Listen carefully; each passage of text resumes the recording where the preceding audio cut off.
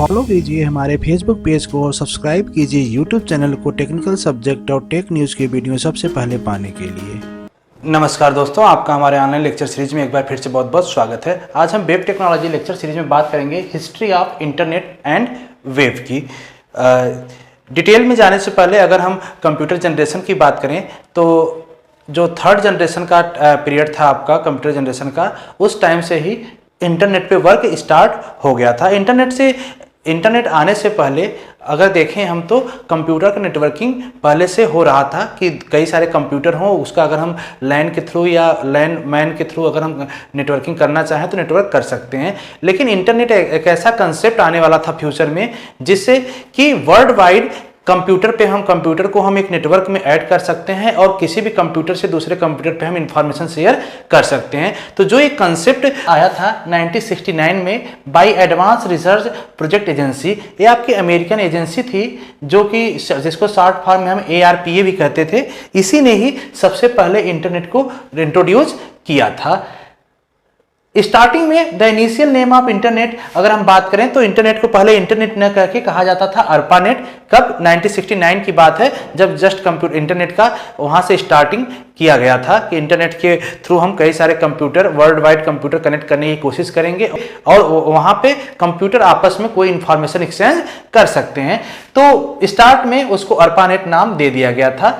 ARPANET started sharing the resource of computer by using telnet protocol। Important line है, इसको समझिएगा। जब हम किसी कंप्यूटर पे इंटरनेट अगर आया तो उसके साथ जब वर्ल्ड वाइड सारे कंप्यूटर या ग्लोबली कंप्यूटर का जब कनेक्ट होने जाएंगे तो उस टाइम कुछ न कुछ रूल्स और रेगुलेशन को फॉलो करना होता था। तो सबसे पहला जो रूल्स और रेगुलेशन था उसी को हम प्रोटोकॉल कहते हैं और टेलनेट प्रोटोकॉल था। तो इस प्रोटोकॉल के थ्रू आप उस टाइम कंप्यूटर एक दूसरे कंप्यूटर में आपको इंफॉर्मेशन शेयर करते थे।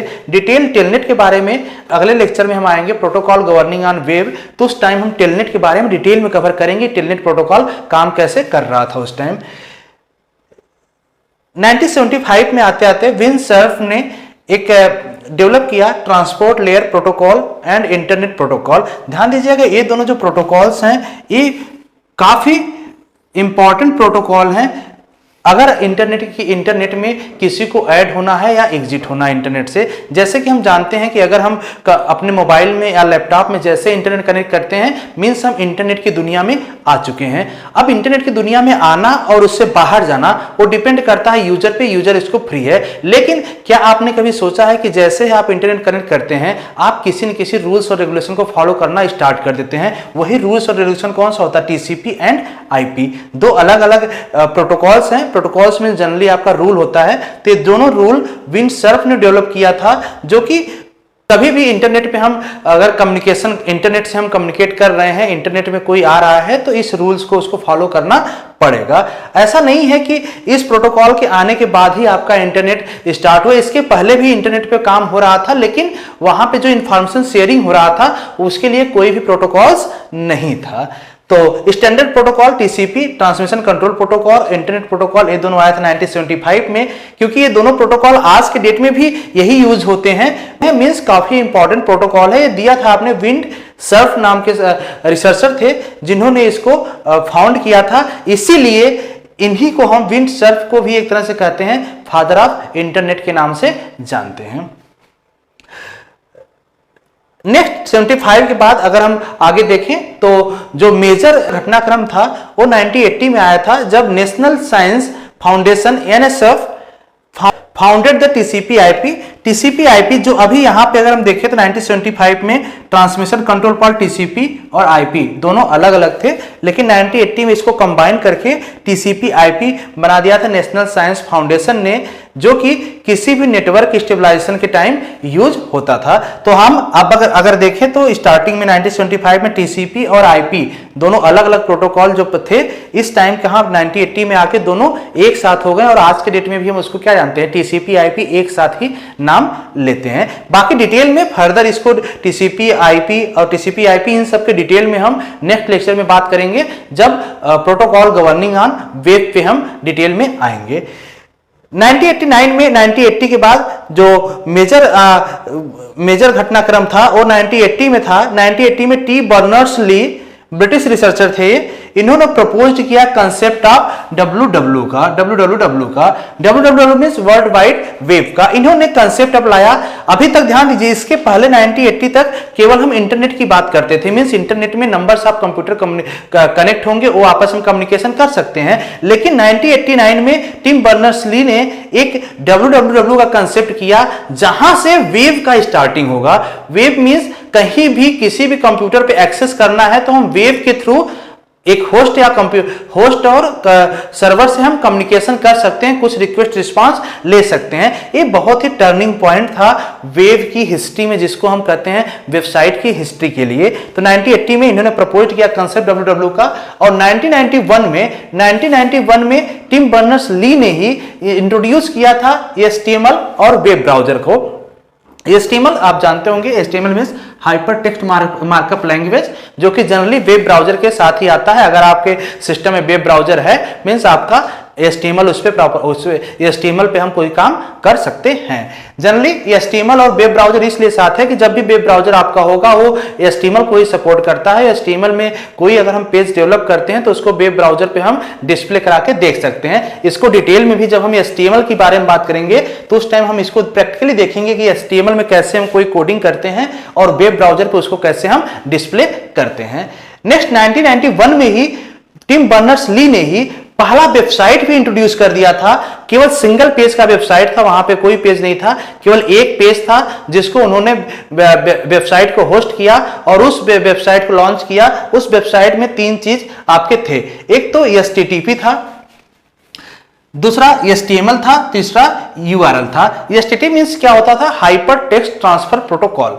हाइपर टेक्स्ट ट्रांसफर प्रोटोकॉल एक तरह से प्रोटोकॉल है। ये भी प्रोटोकॉल्स मींस जनरली आपका रूल्स होता है। इस प्रोटोकॉल्स को भी हम डिटेल में कवर करेंगे नेक्स्ट लेक्चर में, जब हम प्रोटोकॉल गवर्निंग ऑन वेब की बात करेंगे। तो इन शॉर्ट अगर हम इसकी बात करें तो जो क्लाइंट का सिस्टम है और सर्वर, क्लाइंट सर्वर से जब हम कम्युनिकेशन करते हैं तो जो सर्वर से रिस्पांस आता है वो HTTP के थ्रू ही आता है। HTTP अगर हम प्रोटोकॉल यूज करेंगे तभी ये रिक्वेस्ट रिस्पांस कुछ करेगा। मींस अपने जो ब्राउजर में हम देखते हैं तो जैसे हम वेबसाइट कोई टाइप करते हैं बाय डिफॉल्ट HTTP वहां पे आ जाता है। मींस रिक्वेस्ट, हम किसी सर्वर को रिक्वेस्ट करें और वहां से रिस्पांस आए तो वहां पे रूल्स जो काम करता है, प्रोटोकॉल जो काम करता है वो HTTP काम करता है। इसका वर्किंग फर्दर हम डिटेल में बात करेंगे। नेक्स्ट आता है HTML। HTML आपका हाइपर टेक्स्ट मार्कअप लैंग्वेज होता है। जनरली ये कोई प्रोग्रामिंग लैंग्वेज नहीं है, जैसे आप C++ या जावा आज के डेट में देखते हैं तो कोई प्रोग्रामिंग लैंग्वेज नहीं है।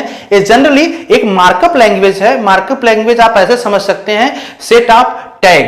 टैग मींस कुछ प्री डिफाइंड टैग होंगे जिसका हम यूज करके एक किसी वेब पेज की डिजाइनिंग, किसी वेब पेज को हम कंस्ट्रक्ट कर सकते हैं और उसको वेब ब्राउजर पे हम देख सकते हैं कि उसका लुक लाइक कैसा हुआ आपका पेज बना हुआ है। नेक्स्ट आपका URL भी होता है, जिसको हम कहते हैं uniform resource locator. Generally URL आपका वही होता है जो आप ब्राउजर में टाइप करते हैं, जैसे www.google.com ये आप जो टाइप करते हैं ये आपका URL होता है। अगर उसके साथ हम लॉन्ग पाथ देखें तो कभी कभी आप वेबसाइट में देखते होंगे कि www.google.com/ इसके बाद कोई एड्रेस आपका दिया हुआ है, तो जो पूरा पाथ होता है उसी को हम क्या कहते हैं? Uniform resource locator. ये जनरली आपका जिस चीज का हम रिक्वेस्ट करते हैं वो उसी को आपको सर्वर में फाउंड करता है और फिर वो आपको रिस्पांस करता है।